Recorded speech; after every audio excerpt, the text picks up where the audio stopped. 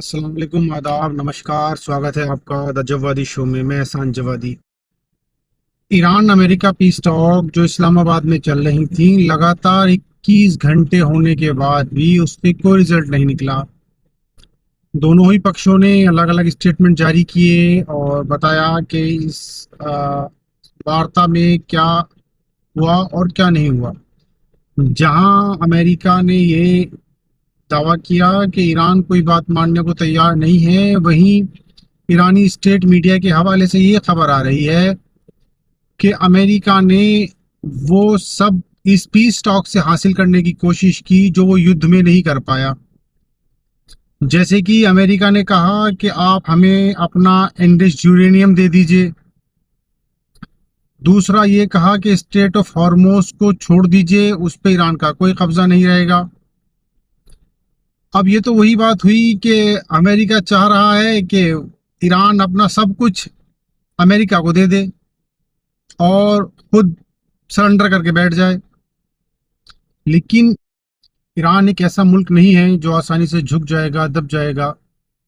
इस चीज़ को समझने के लिए हमें ईरान के स्टेटमेंट को बड़े गौर से देखना होगा। ईरान के सभी आला दर्जे के नेता, सुप्रीम लीडर ईरान के या ईरान के पार्लियामेंट स्पीकर हों, सभी एक स्टेटमेंट लगातार दे रहे हैं कि हम इमाम हुसैन अलैहिस्सलाम का मुल्क हैं।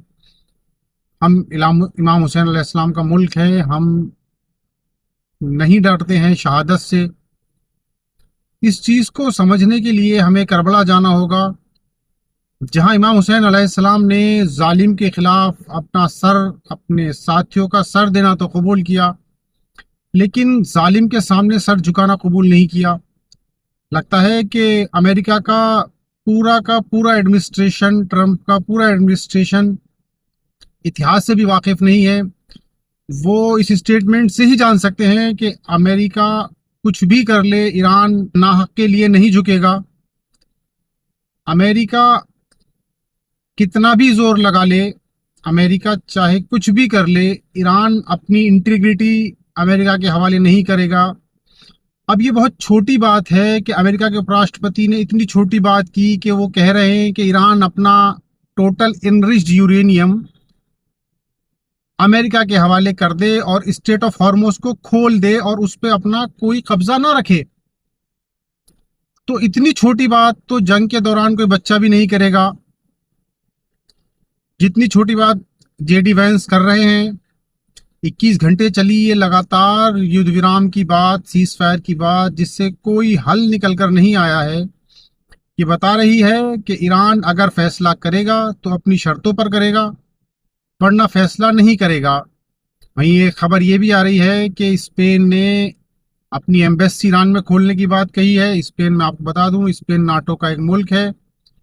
स्पेन का ईरान में अपना एम्बेसी का खोलना खुद ईरान के लिए एक बड़ी कामयाबी है कि नाटो मुल्कों में से कोई एक मुल्क ईरान में अपना एम्बेसी खोलने जा रहा है। वहीं दूसरी तरफ साउथ कोरिया, जिसने लगभग 11 बिलियन डॉलर ईरान का अमेरिका के कहने पे सीज किया हुआ था और लगातार 20 साल की डिप्लोमेटिक टॉक्स के बाद भी साउथ कोरिया उसे रिलीज करने के लिए तैयार नहीं था, वो अब उस पैसे को रिलीज करने के लिए तैयार है और कह रहा है कि हम आपका सारा पैसा वापस करेंगे।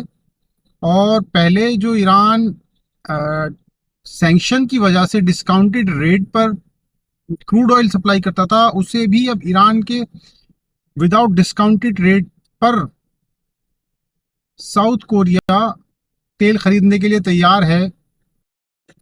इस जंग में अभी तक जो कंडीशन है उसमें ईरान ने जानी नुकसान और माली नुकसान बहुत उठाया है, लेकिन फिर भी इस जंग में अभी भी ईरान का अपर हैंड है, क्योंकि स्टेट ऑफ हॉर्मोज बंद है और लगभग वैश्विक क्रूड ऑयल की 20% सप्लाई इसके थ्रू होती है। तो अगर ईरान इसे बंद रखता है और लंबे समय तक बंद रख पाता है तो ईरान दुनिया पर प्रेशर बना पाएगा, इस जंग को जीत पाएगा।